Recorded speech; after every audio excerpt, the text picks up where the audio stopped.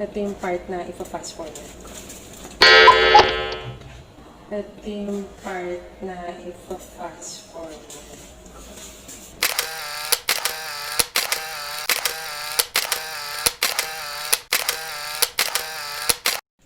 Hello mommies! Hello everyone! So we are now up for another vlog. And this time, since I have already finished all the tasks for today's work from home activities, of course, mommy duties naman. And one part of our duty as a mom is cleaning the bottles, pump parts, and all the stuffs that is being used by our baby. So for this vlog, I'm going to teach you how to use salt and baking soda in washing the feeding materials of our baby. So come on, let's try this, and I hope you will learn something from this vlog. So these are the different things that we have to prepare for our traditional way of sterilization of bottles and pump parts. So first, of course, we must have our bottle brush. I like this one because it's rotating and at the same time po, madaling palitan yung foam. I usually change my foam at least 2 to 3 weeks po. Depende po sa pagkakagamit. Next, we need to have baking soda. And then salt. We need to have salt. And of course, we need to have our bottle cleanser. As of this moment po, nagpapakulo na ako ng water sa labas. Yes, we will be using boiled water later. So, how are we going to use all of these materials for the cleaning of our bottles? So, first po, so what you can see, there are some milk residue. These are my breast milk po. Breast milk ko po yung nasa bottles nito. So, we will throw all the milk residue. Tapos, separate po natin yan. Do it to all other parts. Separate. Ito naman po yung pump parts. Ayan, separate po natin. As much as possible, when separating, maganda po sana if our hands are dry. So, we can easily remove all the parts. Because once our hands are wet, it's not that easy for us to remove pump parts, especially the valve.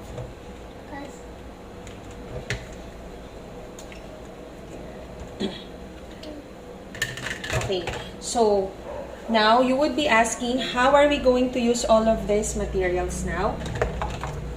We will have first all the silicone parts. Let us begin with the nipples. Okay, so yung nipples po, for the nipples, i-ano lang po natin siya, no? Reverse. Let's reverse this one. And reverse part. And then we will use salt here.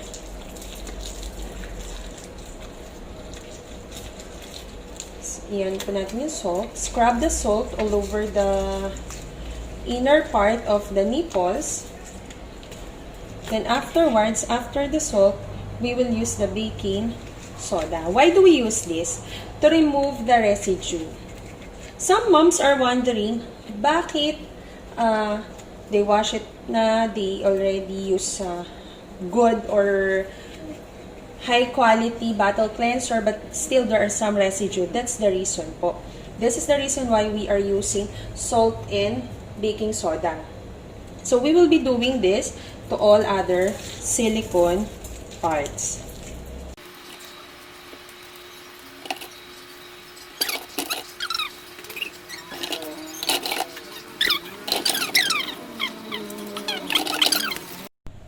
Okay, so this time, we are going to clean the part of the flange. For those who are asking, how do you clean the hard to find or hard to reach parts of the flange? Ito po, I'm using cotton buds, pero one-time usage lang po ito, meaning after using, you will already put this in the trash can. So, just the same, like the silicone parts, you just spread it this way. Later, I will show you how do I use the cotton buds to these flanges.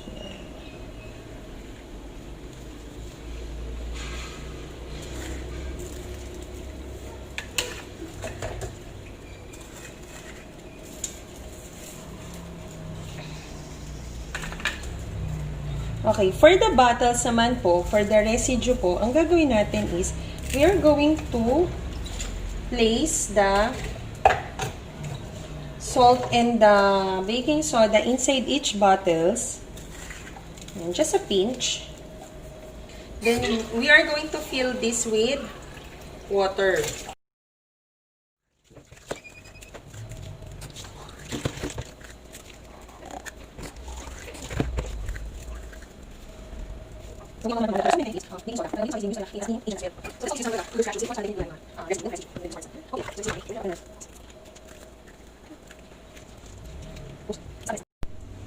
Okay, so after that, i-rinse natin yung all parts na nilagyan natin ng salt and baking soda. Just rinse it off, all the parts, before we proceed on washing it with a bottle cleanser. Ayan, just rinse it off.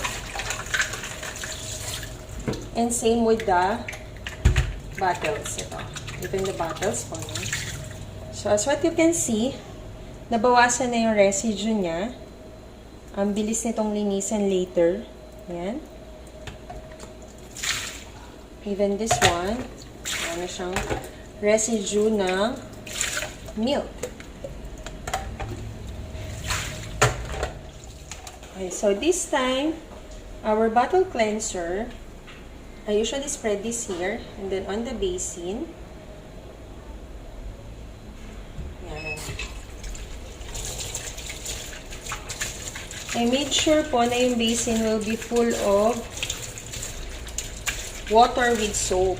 Yan, because that's where we are going to dip our parts, bottle parts, and at the same time, silicone parts and feeding bottles. So, I usually start cleaning the silicone parts.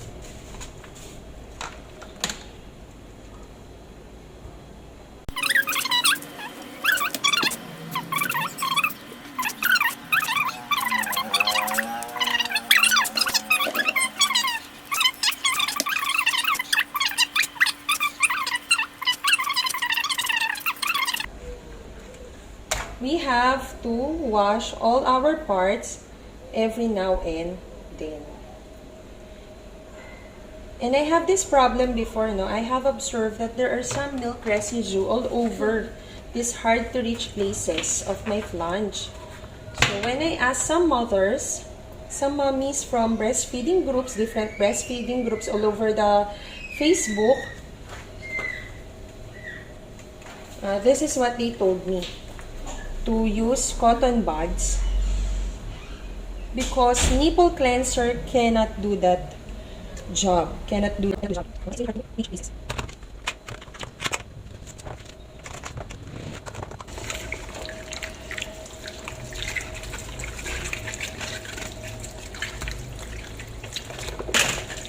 in the bottles, no, diba? These are the parts of the bottles na mahirap, laging may residue. There's no residue.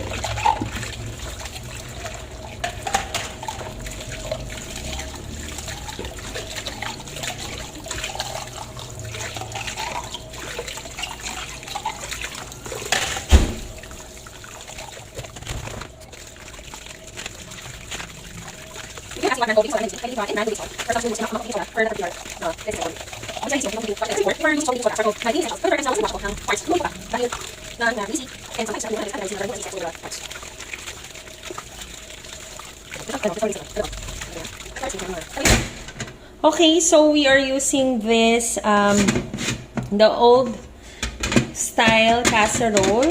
Yan. Nag-boiled ako ng water, just enough para ma-dip yung all the pump parts and all the feeding bottles essentials. If you would ask me what kind of water yung ginamit ko dito for this sterilization, ang ginagamit po namin is mineral water and not tap water. Why? Because tendencies are, if you use tap water, once na natuyo yung bottles, magugulat kayo, may nakikita kayo na parang residue na hindi naman milk, pero parang merong nakalagay doon sa bottle, yung tinatawag nating latak. So, the reason is because itong tap water kasi, naiiwan doon, may residue siya once na yun ang ginamit mo. So, we are using the mineral water. Make sure that all pump parts and all the feeding essentials of your babies are soaked in the water. So, ito yung traditional, before the UV sterilizers came out from the market and used as one of the necessities of some mothers who prefer to use that. Ito talaga yung ginagamit. Even in the hospitals naman, even my baby's pediatrician told me about this one. No, that in the hospitals, this is really what the hospitals are practicing. So, once you are sure that all parts are soaked in the water, you will cover it for 3 minutes. And use tong para makuha yon.